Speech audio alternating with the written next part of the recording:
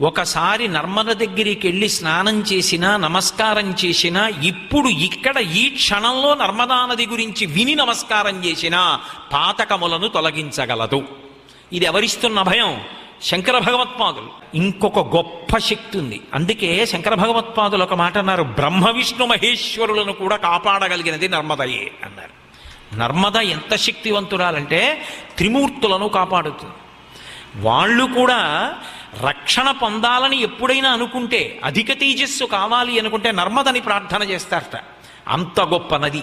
అటువంటి నది ఉన్న భారతదేశంలో పుట్టడం మన అదృష్టం. అందుకే ప్రపంచానికి పూజ గది ఏది అంటే భారతదేశం.